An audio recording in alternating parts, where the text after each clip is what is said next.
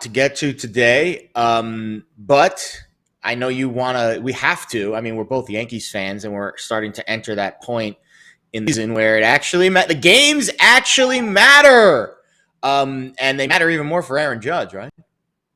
Yeah, well, the good news is that this home run chase is been probably one of the best, storylines of the entire season. The bad news is, as Yankee fans, they clinched a playoff berth tonight, which means it's only going to end in disappointment.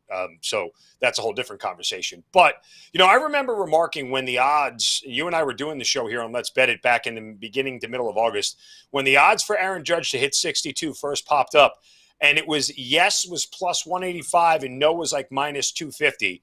And I remember telling you, that it's going to hit. That plus 185 is a great price to go get. Go jump on it now if you really believe it's going to happen. And I did at the time.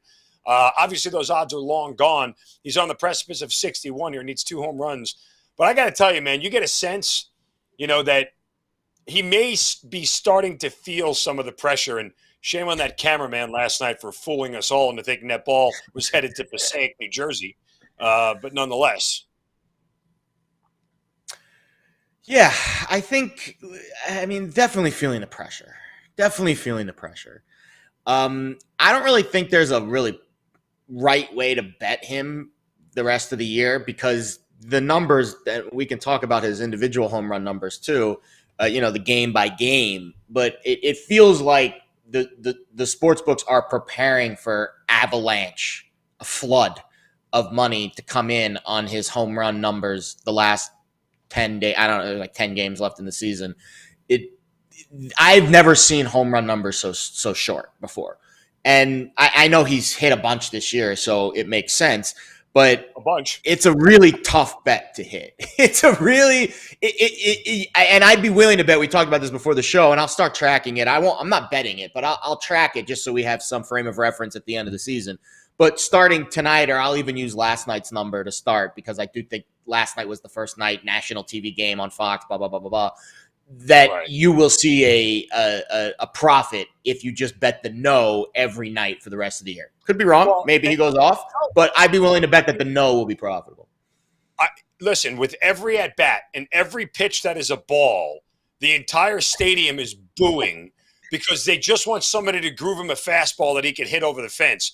Like, it's going to start to get to his head. It has to. Yeah. Natural human reaction say it has to. So I feel like there's going to be a 4 or 5 game stretch here coming up where he doesn't do it. And it's probably almost better for him not to do it at Yankee Stadium, right? Because doing it in front of the home fans is so much more pressure-filled. Remember Jeter talking about trying to get his 3,000th hit at home, wanting it to do it so badly in front of the fans who really appreciate it. So, I looked today, and I was actually going to make it my play of the day, Aaron Judge under a half home run. But at minus 270, I can't endorse that kind of juice. It's just long-term. I need to do the math. How many games – because it's all about how many games he's hit a home run this year in, and then dividing that by 270. So they played 151, and he has 60. So you got to do the math. It's about 30%. So that means at minus 270, you're getting a fair price, I think, for the under. You are, and you can go back-to-back days with playing it and still hit. Yeah. But the third day when you lose, all the money you just earned, you just gave right back. You basically need to have 3 straight days of no home runs, and then you built yourself a cushion where you could give 1 back. But then if he hits it in back-to-back days, then it's tough. So in terms of strategy, I would say play it until he hits a home run. And then the pressure will be off, you would think, once he gets to 61. And then maybe because his MO has been he hits home runs in bunches. And I'd be curious how many multi-home run games, though, are in that 51. I think he's isn't that 6? So that means really he's only had 49 out of 150 games where he's hit a home run. If he's I don't know. I got to do the math. I don't want to do the math in my head. There's too many numbers going on in my head. I'll do the math, and we'll reconvene next week, and we'll have some kind of frame of reference based off what the math is, and I'll have an idea of whether or not. Who knows? He might still be sitting on 60 come Monday. We'll see. Yeah. Again, I'm with you. It'll be interesting to see how it plays out. And Aaron Judge actually factors into my POD tonight. We'll talk about that later on in the show. All right, Thursday Night Football. Browns beat the Pittsburgh Steelers, and The odds to win the division: Ravens -110, Browns 3-1, Bengals +330, Steelers 12-1. I will say this much, Jared, and I'll just make a confession because I didn't tell anybody I did this because I was kind of ashamed that I did it because I was trying to sneak one in, and of course it came back to bite me in the ass. I teased the Steelers up to 10.5 last night, and that final garbage touchdown. Whoa! I was on the phone. I was on the phone last night, like just folding laundry, talking to a friend, and when they scored a touchdown, I just started crying. You gotta be bleeping! Oh God, this is shut up! What the? And she's like, "What's going on?" I'm like, "You won't believe what just happened." So yeah, folks, lesson learned: why you don't tease from 4.5 to 10.5, even though I tried to squeeze one in. It's not a terrible look on its. It's not a terrible tease. Not in a game with a total of 38. Right, to tease from, and that was part of it. To get through 7 and 10. I'm like, okay, can the Browns win by 13? No, not with that offense. They can't. And of course, wow. So there's two things here. First of all, I appreciate your honesty. There are people on social media who would call you a fraud for that. I won't do that because I understand that it's gambling and people like to have action. But there are the sharps would be very upset with you for that one. But listen, gambling is supposed to be fun a little bit. Those sharp people, they don't view gambling as entertainment. They view it as money. So I don't fully endorse all of their strategies because that means that you can't have any fun and there's no entertainment value to gambling, which I don't believe to be the case. Secondly, that the pitchy woo-woo play, Scott Van Pelt coined that. It's hilarious. I love that phrase.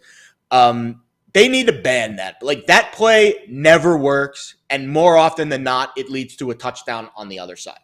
Like, there needs to be a better way to run that play. Like, I think we should come up with a rule that says if you run that play, it's down at the fumble and there's no, like, return element to it. Like, if it's the last play of the game, the game ends once it's a fumble. As soon as he gave it to the offensive lineman, my heart fell in my stomach. I'm like, oh God, no! And then it fumbled back towards the goal. Like, somebody like the hunt. Oh God, I was just like, and then he just kicked it in the end zone. I went, I'm going to be sick. Yeah, I mean, listen, the ball, the play started at like the 3-yard line. Like, your chances of even advancing it at that point are slim. But I'm going to petition. I'm not because I have no power. But if I could, I would petition the rules committee to treat that play like a muffed punt. So if it hits the ground, it's over. It's done. The play's over. It's done. And there's no advance of the fumble for the defensive team. Now, full disclosure, I've won a bet on that before. It was a Chiefs Monday night game a couple of years ago. But I feel bad. I had a lot of people on my timeline last night. I said, I hope no one lost money on that play. And it was like 20 responses in 2 minutes. But one guy actually won. He hit a defensive touchdown, same game parlay with it. Good for him. But most people lost on that last night. That's right. The total was 38, so they already had 40 in hand. So whatever. Yeah. But, regardless, let's move on away from that disgusting end of that game to some key divisional games here in Week 3 in the NFL. There's an argument for all of these dogs not only to cover the number, but to win outright, I think, in this spot, which makes this so very difficult. Now, I'll say this much. I love the spot for the Washington Commanders this week. You get the Eagles flying high, pun intended, off a Monday night win, going on the road against the Commanders team that can score. Now, the Washington's defense is a little bit problematic, but this is one of the higher totals of the weekend, which kind of takes me away from it because higher totals lead to more variance. But still, I almost believe that the Commanders might actually pull off an upset here. Like, are the Eagles really, really, really that good? You would think, based off of what the market's done, that they've already won the Super Bowl. And again, we've had 2 weeks now of NFL games. After week 1, it was the Buffalo Bills are the Super Bowl champs. And now after week 2, you would like the Super Bowl ticket, like Bills playing the parade.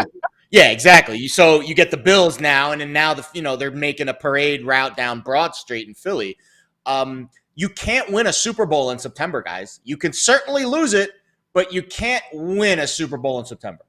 And I'm not saying that the Eagles aren't a good football team. So this was I would say, and shout out to Zachary Lucas, one of our odds maker buddies that helps me out on the weekly columns. He helped me get ahead of this number. He texted me on Monday night, late Monday night. He's like, if that Eagles number reopens 7, you got to hammer the Commanders right away. And it did reopen 7, and I hit the Commanders right away, and we've kind of seen that buyback in the market now towards 6.5. I'm assuming it closes under 7.5. You think so? I'm waiting for a 7. I think it closes. I don't think so, because I think the Sharps have kind of drew their, like, that first move off reopening, especially here in the desert at the Sharp shops. It tends to be kind of the line in the sand where it won't get back to that number, but it won't move in the other direction because of all the money that's on Philly. But I would be surprised if it got back to 7 on Sunday. I think 6.5 is a fair assumption, but 7 being the key number that it is, I would be surprised, in considering how quickly it moved off of that number. But I agree with your handicap. I think Philly's too stretched, and the number that I look to is Jalen Hurts on the road. He hasn't covered a divisional road game, and he's 4-7 against the spread on the road in his career. I know it's a small sample size, but the handicap makes sense. He's not that polished yet. The metrics are off the charts when he's running the football and he's doing his thing. But to go on the road and win in the NFL as a quarterback, a young quarterback, you need a little more polish to your game. I'm not saying he won't get there. We haven't seen it yet. And maybe, this is the year he starts to ascend that. Who knows? We'll have to wait and see. Sure, next game, Bills and Dolphins. Now, I'm going to get to the window of this thing on Sunday, one way or another. And I'm going to get to the window not really thinking the number is going to matter. And as much as this is going to be a heavily public bet and it disgusts me, I'm going to back the Bills here, because every single thing I look at, Jared, says the Bills are a far superior team to the Dolphins. Yards per play is a major stat metric that odds makers and bookmakers use to help develop who's better than whom. The best defense in the league at yards per play allowed, Buffalo Bills, 3.6 yards. You know who the worst team in yards per play allowed is in the NFL through 2 games? The Miami Dolphins at just under 7 yards per play. The Bills have won 7 in a row in this series. They've covered 6 of their last 7. Not only that, the Miami Dolphins offense through the first 7 quarters of football only scored 4 offensive touchdowns. They only scored 28 points. I'm not going to forget those 7 quarters in favor of the last quarter, in which they had 2 60-yard plays go off, which won't happen against the Buffalo Bills. I hate the number. I hate the fact that the public is on it. But objectively, every metric says the Bills are the right side.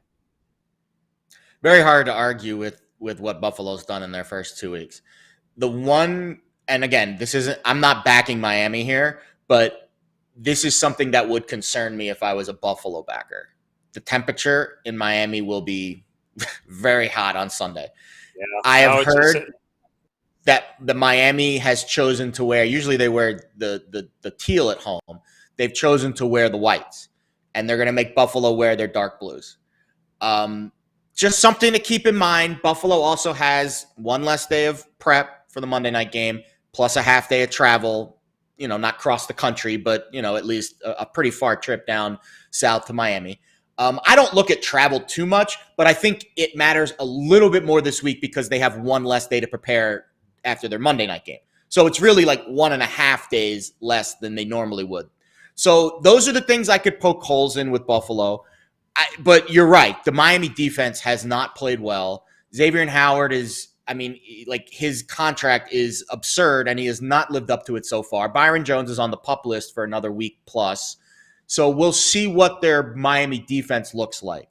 I do think there is some sell high vibes with this number, but it's very hard to get to the window on Miami considering what they're it's hard to get to the window on any team that hasn't played well defensively against this Buffalo team, especially if Gabe Davis is back. They are expecting him back. He didn't play Monday night, but from everything I heard, he was close. I will say one thing about this total. This is a divisional game. It's a game where you've seen 2 teams really extend their offenses in prior weeks. And this total, from what I've heard from my bookmaker pals, there's a line in the sand at 54, 53.5. You're not going to see it go up, even though everyone's betting the over. This total is going to probably stay right around 53. I kind of like the under in that spot because it's a divisional game, but I'm going to be scared out of my mind with Josh Allen on the field. But the number says there's some under vibes here. Here's the only other way I'd play this. And when I first looked earlier in the week on Monday, the number has actually gone down since then because I just checked it, at least at one book. Bills team total is now down to 29.5 at minus 110 both ways. I mean, they score 30 against everybody, and I don't think Miami's going to stop them from scoring 30. Now, could they win the game 31-28 and Buffalo not cover and Miami cover? Yes, absolutely. So it's not like it is that much of a stretch to think that Buffalo can't get to 30 against this team. Sure. So, yeah, I mean, 4 touchdowns and a field goal from the Bills offense, come on. I mean, that seems like almost a gift to take Buffalo over 29 and a hook. Last year, this game was 35-0 Buffalo in Miami early in the year. Yep. I mean, I think that was with Brissett, too. That was not Tua. That was not the Tua game. I think he was hurt there. But Allen only threw for 179 yards. Like, it was a weird game. There was, like, special teams. Oh, this was the game where Tua got knocked out. Okay. This was the game that Tua got knocked out. I have a feeling this game's going to be tight, and it's going to be a kind of nip and tuck kind of game. That doesn't mean Buffalo can't win by 6. But I have a feeling that after what we saw last week, where Miami and Baltimore were trading scores like a ping pong game, and Buffalo there was no resistance with the Tennessee defense. I have a feeling that we tend to get these games in, especially the week after, explosions. That's why Philly, I'm a little sour on them too this week. We tend to get especially in a divisional game, a little bit of comeback. So we'll see. Listen, if Buffalo goes down to Miami and handles business like they did against Tennessee, then the hype is real, and there's a lot of upside there because there's not a lot that this team can't do at this point. If they can, after a Monday night game, go down to sunny Miami and 80% humidity and, wipe the floors with the Dolphins, then there's really not much this team can't do. All right, real quick, let's just here. Rams and Cardinals as L.A. coming on the road after their win over the Falcons. Cardinals get the comeback win against the Raiders last week. Cardinals getting 3.5. Kind of feel like the dog is the right side on this one. Just the Rams aren't able to separate right now, and that's enough for me to take Arizona at home. Yeah, I don't have a lot on this game. Let me actually look at. I haven't checked the splits on this one this week because I didn't. This game wasn't in the column. Oh, by the way, column dropped this morning. Best bets. I've got some sides totals. One best bet for you. We already talked about the game. You can probably glean what it is. It looks like the tickets are kind of split here, but the money is definitely favoring Arizona. I think that makes sense. I would say Arizona as a home dog getting the hook would be the way I would bet this if I was betting the side. The total feels a little light, right?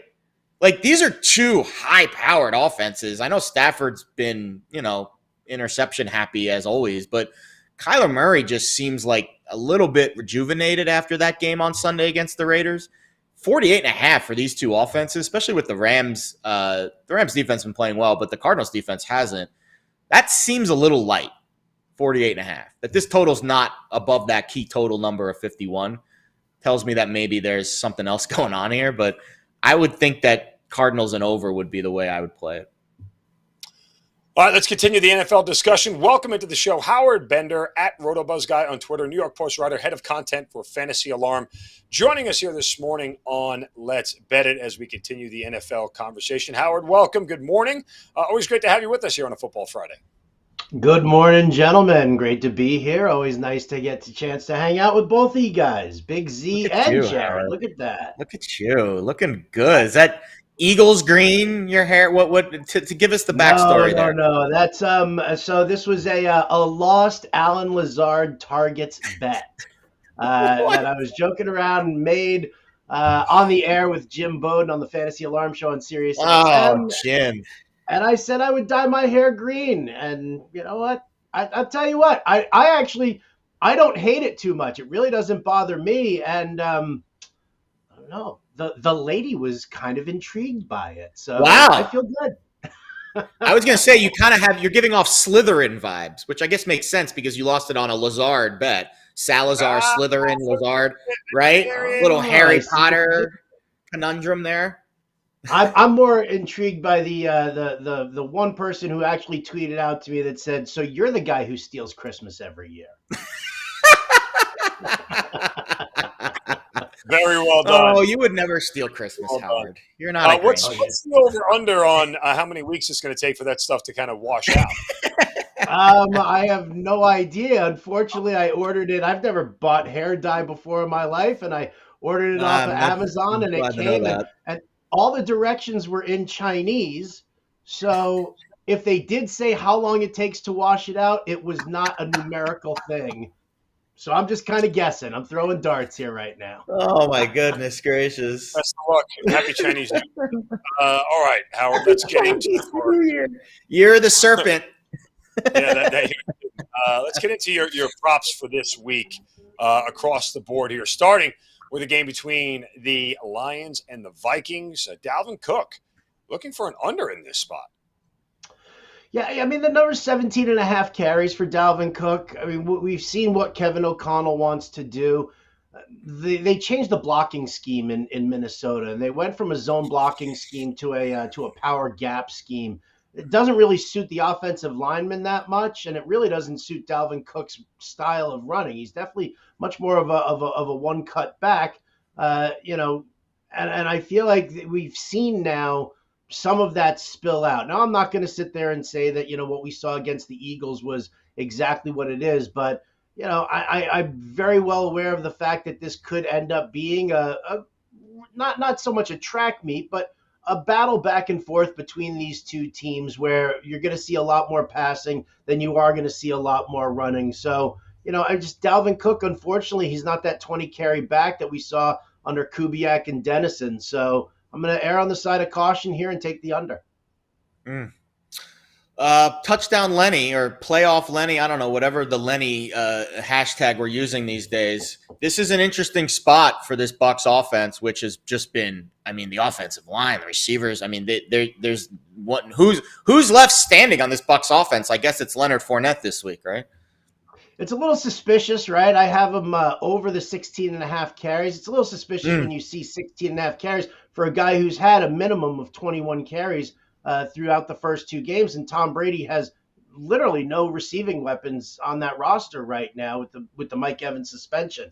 But we knew this coming into the season. Tom Brady did not want to throw the ball 35, 40 times a game. He said it. It was one of the big factors of having Leonard Fournette in there. They also brought in when they drafted Rachaad White. They wanted to get him a little bit more active in that ground game. So I think, when you're looking at a situation where, Tom Brady's admitting that his social life his personal life is starting to affect him on the field. There are no weapons. You kind of look at it and you say, why not just give the ball to Fournette? I'm not looking for his rushing yards against Green Bay, although it's probably going to be nice and tasty. I'm just looking for straight carries and what they're going to do with him. And I think they lean on Fournette, barring any kind of an injury. All right, moving on here, Howard. Looking to a tight end in the aforementioned Rams-Cardinals game, and it's not the one for L.A. No, I was going to check and see what Tyler Higbee's receptions props were because Arizona is very weak against the tight end. I would probably hit the over on Higbee's props if it's 4.5, even if it's 5.5. I actually might even still lean a little bit on that. I think it's surprising to some people, but this is just the way the makeup happens for the game and the matchups. I'm on the opposite side as you guys. I'm actually looking at the Rams in this one, and I'm laying the points because I actually believe that the Rams took their foot off the gas against Atlanta last week, and I just don't see that happening to them again, especially in a division game here. But Zach Ertz handles the underneath work for Kyler Murray. We know that they're still lacking in the receiving weaponry, right? You've got Marquise Hollywood Brown and then Greg Dortch, right? I'm sorry. I'm just not going to get into, AJ Green or, whether or not Rondell Moore is going to be healthy enough to play. You've seen the relationship developing here between Ertz and Kyler Murray dating back to last year when Ertz came over. And so I'm in on that. I think it's 4.5 is the receptions for him. I'm going to hit the over on that. The other one I'm very interested in here, and I love this spot because Tennessee is just, their defense is a disaster. Ooh. Josh Jacobs anytime touchdown. I haven't heard much from Jacobs this year. Enlighten me. But nobody has. Nobody has. But when you look at this secondary for Tennessee, right? They are overmatched on a regular basis. And wouldn't it be just so Devontae Adams to draw a pass interference penalty right there in the end zone as Derek Carr's looking to take his deep shots? And listen, I think Jacobs he's getting some work. He got some decent touches in the game last week. He is their ground game, right? For better or for worse, people, like you have to discern between reality football and fantasy football. And coming from Fantasy Alarm, it's very difficult to sit there and explain to people that I don't care what you saw in fantasy. Let's talk reality of this game. And Josh McDaniels knows that he needs to establish the run. He knows that he needs to kind of get Josh Jacobs more into it. Derek Carr works better out of play action. So if you want Carr to work better out of play action, you got to establish that run. So I think Jacobs gets the touches. I like him for an anytime TD. I think that the Tennessee defense is just super soft, and I think they'll get pushed around a little bit here by the Raiders, and we could see Josh Jacobs just punching one in. All right, Howard, a couple of games on your card that we want to look at: San Francisco, Denver, Minnesota, Detroit. So we'll start with San Francisco and Denver. I officially will not waste any more of my money on Nathaniel Hackett unless he is actually working at like a grocery store and checking out my groceries. I don't want anything to do with him touching my money. That said, how are you going to play this game here with Jimmy Garoppolo, starting quarterback, San Francisco 49ers? It sounds so familiar. It does sound so familiar, doesn't it? I mean, all right. So I said this in my write-up over on Pickswise, right? I'm a little bit more of a contrarian bettor than most people are. And I throw this out there here when you're looking at San Francisco against Denver, right? You've got Nathaniel Hackett, who's terrible, right? I mean, when the crowd starts counting down the play clock and you can hear the sarcasm in their voices as they're counting it down from 5, you know that that's going to wear on Nathaniel Hackett and the coaching staff without a doubt. With all of the problems that we see with the Denver Broncos right now, and we see a lot of problems there. Now on the other side, you've got Jimmy G, big emotional win there on, with Trey Lance going down, and Jimmy G takes him down, and and all of a sudden they beat up on Seattle and they win that game, and everybody's riding high. Elevate the value of Deebo Samuel and elevate the value of Brandon Ayuk because Jimmy G is, that type of quarterback. With all the hype that's sitting there on San Francisco right now and all the negativity that's sitting there on Denver, why is the spread 1.5? Like what, and not just 1.5, but it's also, you're also looking at like the point spread, the game total is like 45. So they're telling you it's an average game. They're telling you it's going to be a close game. This point spread begs everybody to take San Francisco, which puts me on Denver here. You can't discount the altitude. You can't discount the fact that San Francisco beat a tomato can team in Seattle, who's terrible on both sides of the ball. So for me, I'm going to go back to the well of the Broncos here. They do have a good, solid record against the spread for their early home games. They didn't cover it last week. Came close. If Hackett didn't play for that stupid field goal at the end and he actually went for the jugular and scored that touchdown, they would have covered that one there. I'm telling you, Broncos, 1.5 here. I'm taking it. I feel dirty. I'll take a shower afterwards, but I think that's the winner.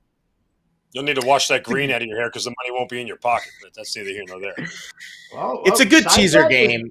It's a really good teaser spot.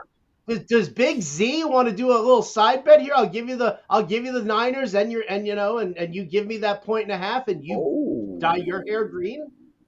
No, I'm definitely not dyeing my hair green. That is not the term. Okay, you can go back to.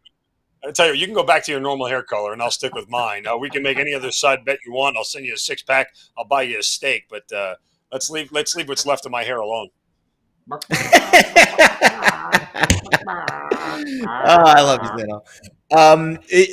So this game did make the column this week. It's a really good teaser spot for Denver because first of all, the line flipped. Denver was, a favorite last week, and I didn't see a ton of difference in the performances of San Francisco or Denver to flip the line. I know going from 1 to 1.5 on the other side isn't. Yeah, I'll be honest. I looked at the numbers for Denver.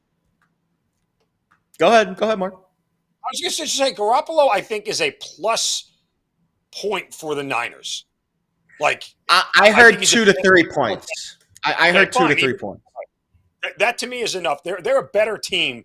They're a more consistent team. They're a less variant team with Jimmy G under center than they are with Trey Lance. Sure, that's fair, but I also think it's a little bit more. It's a little easier for Denver to prepare defensively for Jimmy G than it is to prepare for Trey Lance. So while the power ratings, and I very much respect the people that are a lot smarter than me creating these power ratings on a weekly basis that I consume content from. I trust that 2 points is fair for Jimmy G, but I also think we're undervaluing Denver a little bit because of what you said, Mark, the Nathaniel Hackett blunders, where the talent is there. They have the 3rd highest net yards per play in the NFL through 2 weeks. They're moving the ball, and they're stopping other teams from moving it. The problem is they're bogging down in the red zone, and Nathaniel Hackett looks overwhelmed with some of these decisions. Those are things I think will get ironed out. Those are things that red zone is very fluky, fumbles, turnovers in the red zone, and Nathaniel Hackett not knowing to kick a field goal or what, to me, those are things that he can learn very easily and kind of be a little less overwhelmed, whereas talent on the field is very hard to improve. If you don't have it, you don't have it. Denver's got it. It's just getting all that talent to work together. This is a really good teaser spot. It really is to get Denver through 3 and 7. I think it's the best teaser spot of the week, frankly.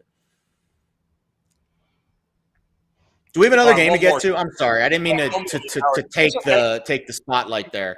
Oh, Minnesota, Detroit.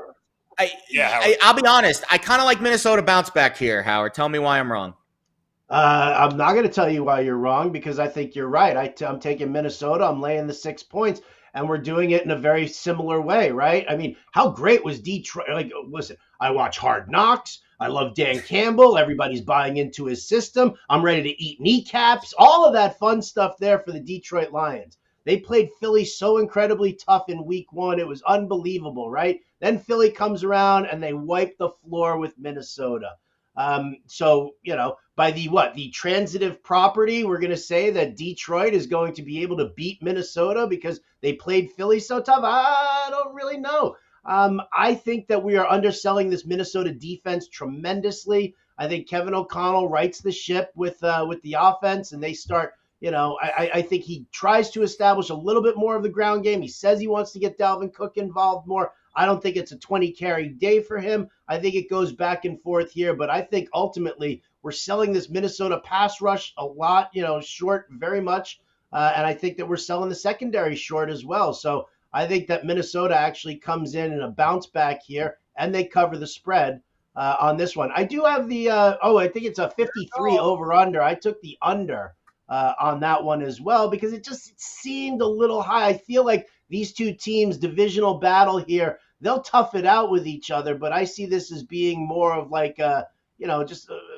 a lower, both teams in the 20s kind of a thing. It's real borderline there. I think it could end up with like a 51-52 type of a final score, but I'm taking Minnesota. I'm laying those points, and I'm taking the under. All right, Howard Bender of Fantasy Alarm, of course, New York Post. Great job, Howard. And Pickswise. Great to talk to you. I hope your wallet is as green as your hair by the time the weekend is out. You know what? Betting on Denver, it's gonna be Z. I'm telling you, man. Tomahawk steak, tomahawk ribeye. I'm in. Right? We'll do it. Tomahawk ribeye. I mean, you got to go fancy. You want like the actual bone, like just you're going all out here. Tomahawk ribeye. Okay, I'll tell you what. We'll go to Tad Steaks in New York, and I'll buy you a $4.99 New York strip. How about that? No, that's not what we're going to do either. I mean, listen, if you want me to ship you a dry ice tomahawk steak, we can. What is the bet here again? This is on Denver, San Francisco, right? I need to be the official, broker of this wager here. Listen, I honestly want no part of any game involved with Nathaniel Hackett. I just can't back him at any point at this point in time. So, I understand why you're the concern, but at what point? Because it's all numbers, not teams. At what point is the market moving too much against that narrative? Because at some point, like the market moves, and at some point you have to say it's moved too much. Are we not there yet with Denver as a home dog against a Niners team that, is good, but this is a Denver team that's also very talented. Very talented, not playing like it. And furthermore, the guy who's not playing like it the most happens to be the quarterback in Russell Wilson, who has looked very, very un-Russell Wilson-like. I mean, you can argue last year he started to slip a little bit too, but you thought that was a lot of Seattle and everything that was going on around him. I just genuinely don't feel like Denver is executing to the level of their talent through the first two games. It's a hard sample. That's fair. But Russell Wilson's a top 10 EPA per play quarterback through 2 weeks. So the analytics say he's playing at a high level. Yes, just behind Mahomes, Allen, Tua. So it's Mahomes, Allen, Tua, Trevor Lawrence, Lamar, Herbert, Hurts, Russell Wilson. Like, that's the quarterback tier right now in the NFL based off of the numbers that I'm looking at. No, and again, I'm with you. I know that Denver has outgained their opponents in the last two games by a wide margin, and that's also a barometer of how good a team is or isn't. And so that's why I said, like, this is honestly, Howard, it's a pure stay away from me. But I just, when it's this short of a number. Mark, I won't hold it against you. It's all good, baby. It's all good. Listen, this is good discussion because you're right, Mark. The narrative is very negative on Nathaniel Hackett right now. I've got people who want to bet me Jacksonville against the Chargers, right? And I've said it over and over again. The Chargers, when they're a 7-point favorite at home, I never take them. 7 points or more, I never take them because they always let me down. And this dates back. This is like 10, I bet the Chargers this years. Week. Hand raised. Right? I can't, but see, that's the thing is the narrative is take the Jacksonville Jaguars because Justin Herbert's banged up and the Jaguars are a lot better than what they are. And everybody's saying, let's take the Jaguars. And that kind of puts me towards taking the Chargers and laying the points. But because of my history with the Chargers as a home favorite, 7 points more, I won't touch it at all. So I totally get. Take a look at that Chargers defense, and especially the secondary. Right? Oh, it's and gorgeous. To me, that's the part of the handicap I really like this week with LA. But listen, we don't need to get off the rails. You did a fantastic job, Howard. I'm excited to see how this Niners-Broncos game plays out this week and what money/meat changes hands between the two of you guys. All right, Howard Bender. Great stuff, HB. All right, from Howard Bender and the NFL back to the college ranks here, week 4.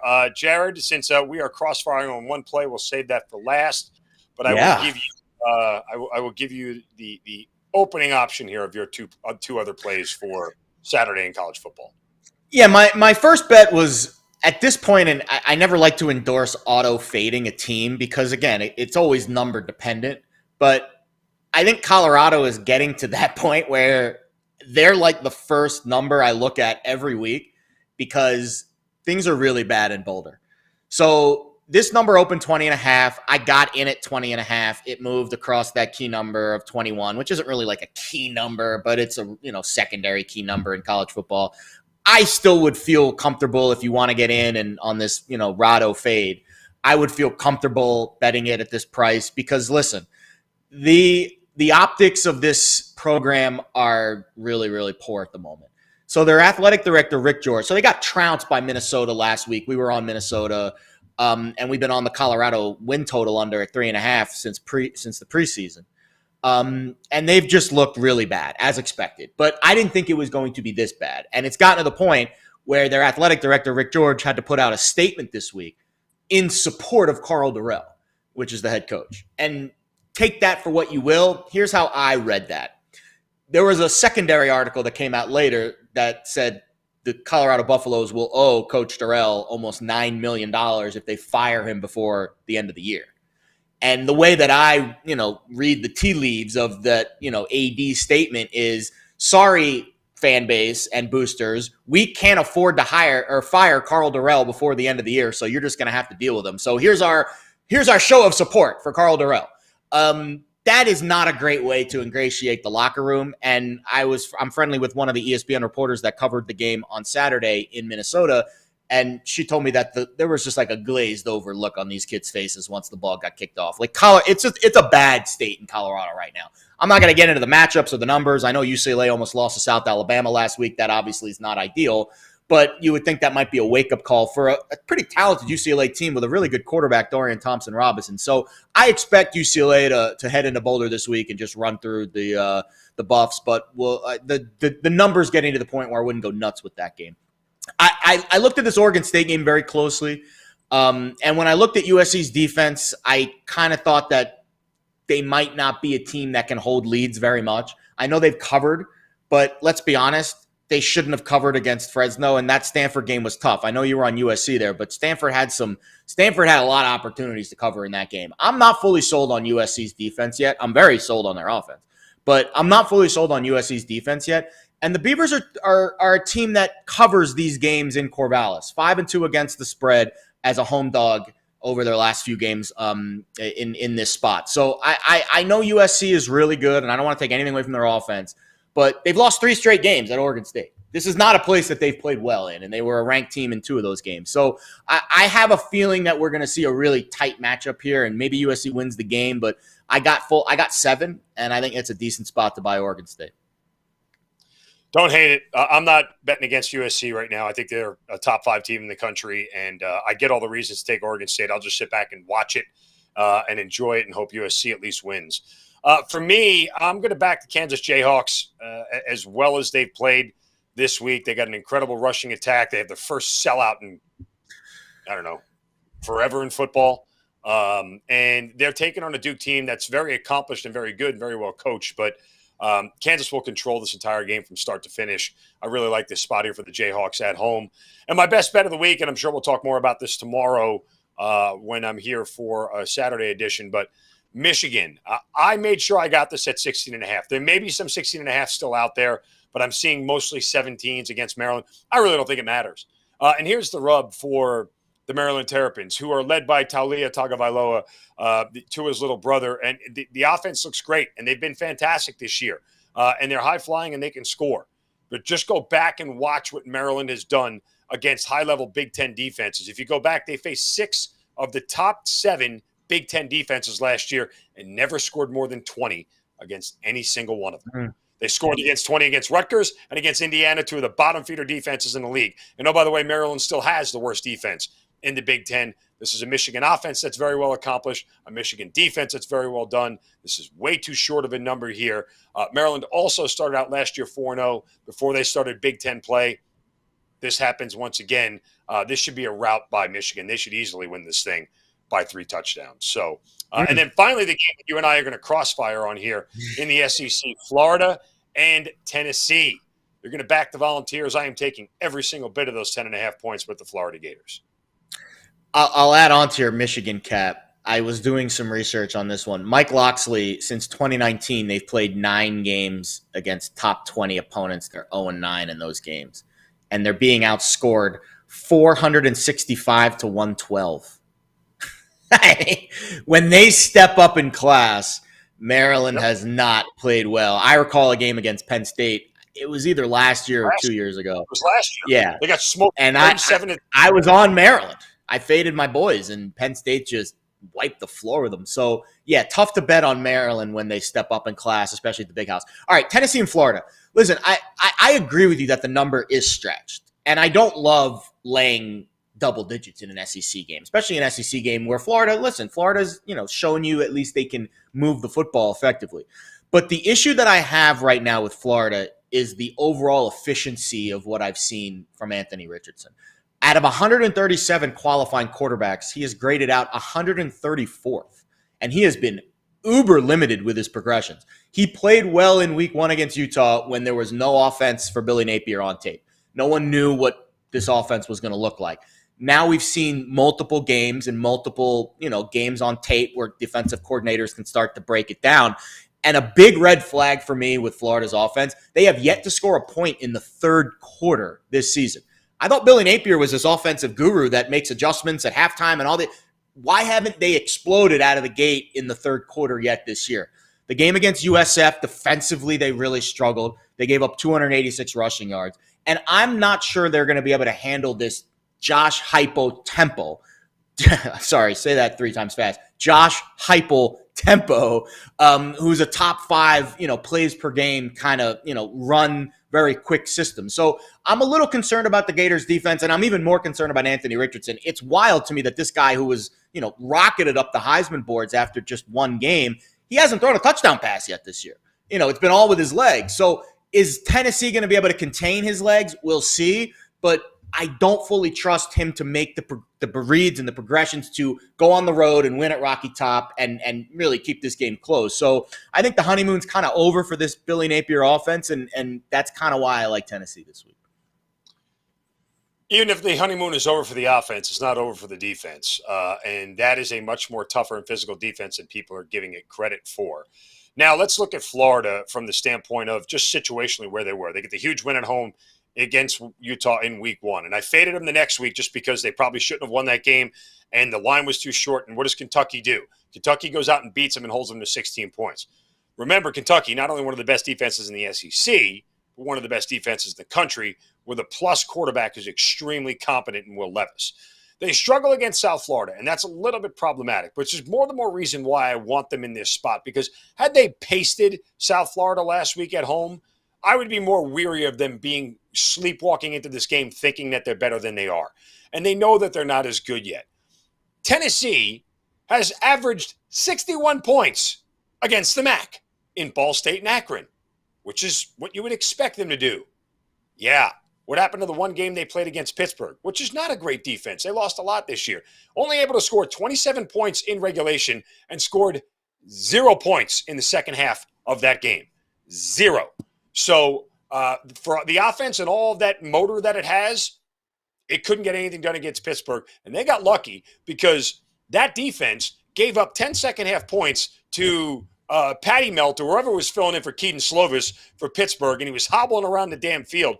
I have concerns about Tennessee's defense actually being able to stop Florida in this game and the rushing attack. I think Napier makes this a much closer game by making it physical and slowing the tempo way down. Not only do I like Florida getting 10.5 points because I think there's some overvalue on Tennessee, and I've been high on Tennessee. I've been telling you guys Tennessee overs from the beginning of the year, but I think this is a spot right here where a Florida team has won 16 of the last 17 games against Tennessee. Reminds everybody who their daddy is, at least from the standpoint of being able to keep this thing close. Volunteers probably win the thing, but I think the under hits, and as long as the under comes in, they'll stay within that 10.5. I have a hard time believing that this is going to be a 30-10 final here for Tennessee in that sense. If they can get to 30, they can get to 40 on Florida, and they're going to push the total over. So I think this is a much closer game than people are going to give it credit for. I like Florida in this spot, given what they've done the last 2 weeks, and Billy Napier as sort of a big-time, big-game coach here. Again, I still think Tennessee wins this thing, Jared, but 10.5, way too many points in an SEC game. That's fair. It has moved a lot. It opened around the 7 range, 7.5, and now it's kind of breezed through that secondary key number of 10 to 10.5 now. I don't hate the buy low vibe. That's my style. I just I don't know. Anthony Richardson, we're going to learn a lot about him this week. Yes. We're going to learn a lot. I mean, his Heisman odds shouldn't have been treated like GameStop stock, right? Like that's what happened to them. That was absurd.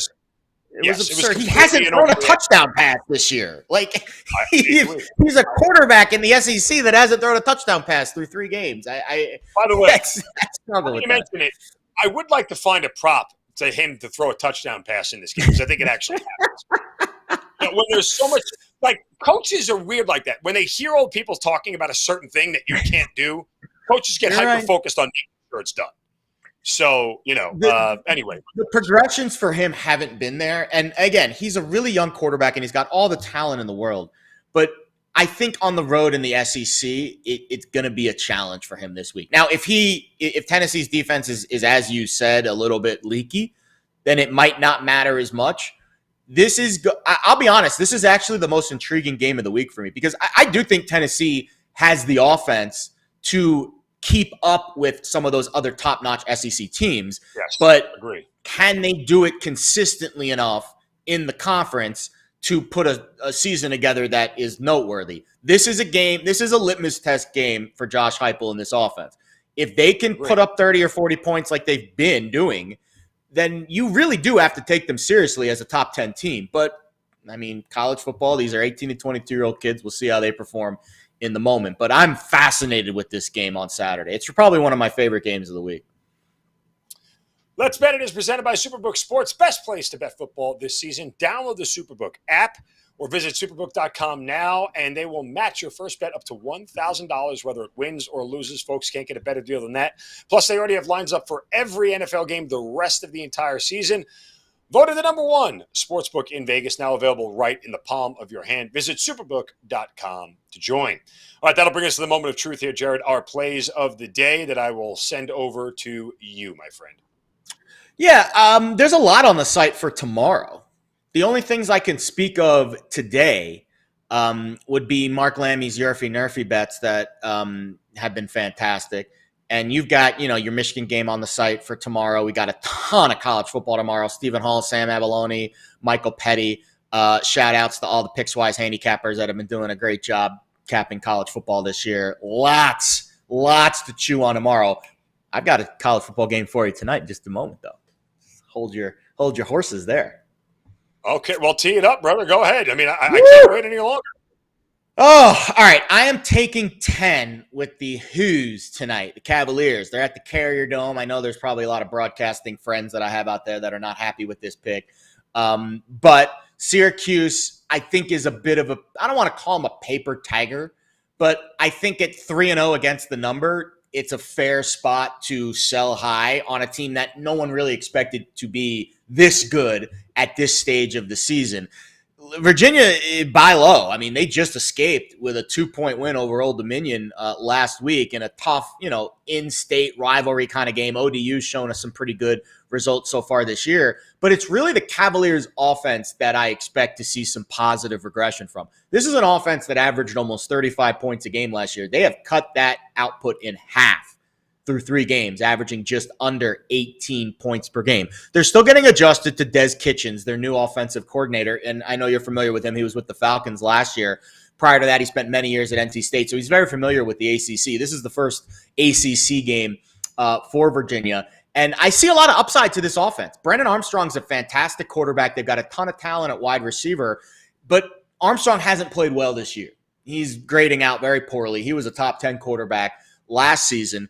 And this Who's offense just can't hold on to the football. 8 turnovers in 3 games. They had 3 against Old Dominion, and they're 124th in red zone conversion rate this year, just 4 touchdowns in 11 trips.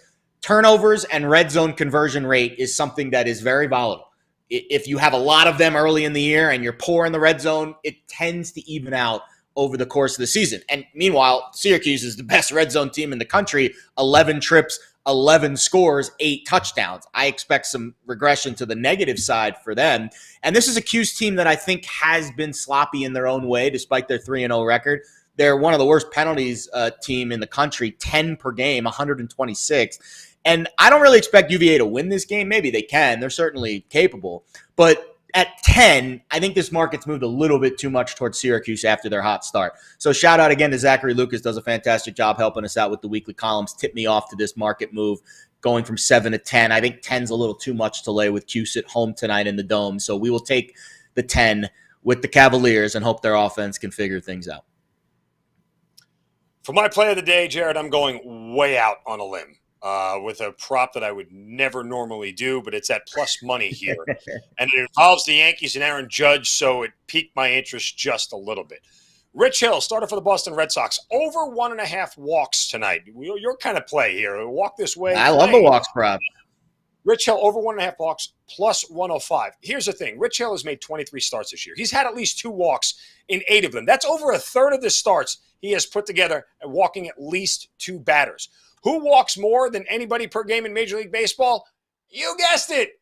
The New York Yankees, best walk rate team in the league. They average 3.8 walks per game. Over their last 3, they've averaged 5.3 walks per game, and they average more walks at home than they do on the road.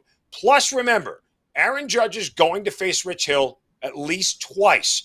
Pitchers are now pitching around Aaron Judge. Nobody wants to be the guy who gives up 61. So they are more willing to walk him, especially in a spot where there are runners on, and let him get a free pass instead of letting him be the guy who beats them. They don't want to be on the wrong side of history. One downside for Rich Hill, he's only made it past the 5th inning just once since July. So he won't be in this game that long. But 2 walks could come early for Rich Hill, one of them being against Aaron Judge in his first at bat, which could happen in the bottom of the first inning here. Let's get plus 105, over 1.5 walks for Rich Hill. I hate this play of the day so much, but I'm going to run with it. Why not? Is there a number to bet just Aaron Judge to draw a walk? You want to talk about a bet that I would make on Aaron Judge every game for the rest of the year. Aaron Judge to be walked. Now intentional walks, I think it's, I would take that out of the equation. But I would be willing to bet that he gets walked at least in half of the games for the rest of the year. It's very well likely, to say the least. So let's just have some fun. I hope Judge hits 61 tonight. I'll be watching quite closely along with all the football going on. And, of course, we will have a lot to recap tomorrow right here on Let's Bet It. So you guys have a wonderful Football Friday. For Jared Smith, I'm Mark Zinna. Make sure you guys subscribe to the Pickswise YouTube channel. Download the Pickswise app, available on Apple and Google Play. And make sure you give a thumbs up and a like to all the Pickswise content. Appreciate you guys joining us. Have a wonderful Friday. It's been an edition of Let's Bet It. Go get it. Go bet it. Have a great day.